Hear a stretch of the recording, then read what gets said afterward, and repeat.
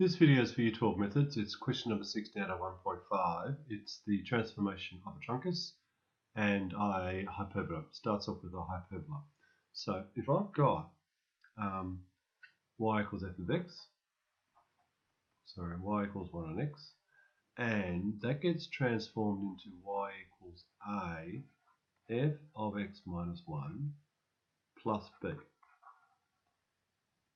And part A says state the transformations necessary. Well, the only thing to do with x is inside here, and x becomes x minus 1. Therefore, that's a translation to the right 1 unit. The a and the b are to do with y. So I might just swap those over, y minus b, and then that will get multiplied by 1 on a, and that equals f of x minus 1. So I have three transformations. An a, which is a dilation, the b and the 1, which are translations. So I have replaced y with y on a. Therefore, that is a dilation by a factor of a from the x-axis. I've replaced y with y minus b. Therefore, that is a translation, b units up. And I've replaced x with x minus 1. Therefore, that is a translation, 1 unit right. Okay, they're the three transformations. That takes f of x to this. Part B, find the values of a and b given that the function has a horizontal asymptote at y equals 1. So I have a horizontal asymptote at y equals 1. Since I have a horizontal asymptote at y equals 1, and this is being moved up 1, b must equal 1. And I have a horizontal asymptote, I know at x equals 1, because x became x minus 1. So therefore I know my rule is a on top of x minus 1 plus 1, because b is 1, I have a horizontal asymptote at y equals 1, therefore I've been moved up 1 unit. And I know there's a second point at 2, 4, so it looks like that.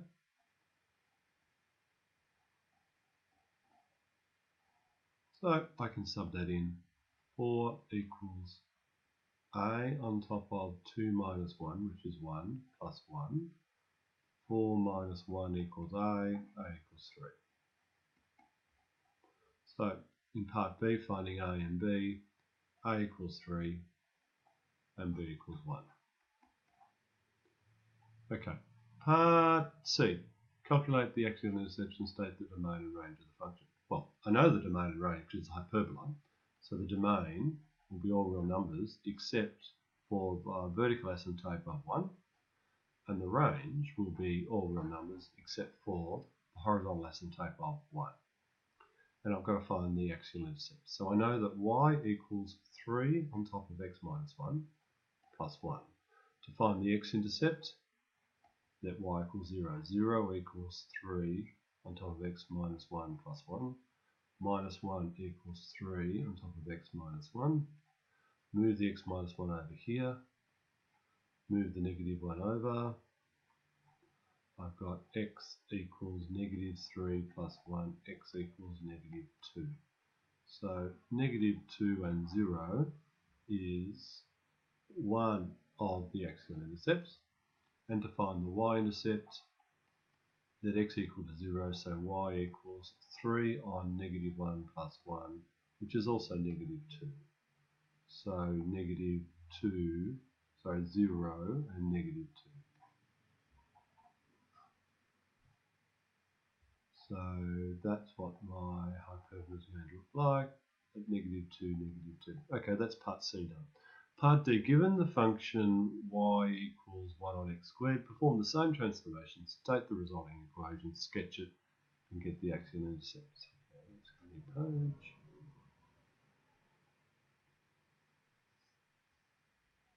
If I had 1 on x squared, and I have these three transformations, I'm now going to get y equals 3 on top of x minus 1 all squared plus 1. Therefore, I'm going to have asymptote here at x equals 1, asymptote there at y equals 1, and it's going to be there, and it's going to be there. So that's my new equation. My domain will be all real numbers except for 1. My range will be 1 to infinity, but not inclusive of either of them. There are no x-intercepts, but the y-intercept will be when x equals 0, y of 0 equals 3, on top of negative 1 squared, which is 1 plus 1, equals 4. So x-intercept of 0, 4. Done.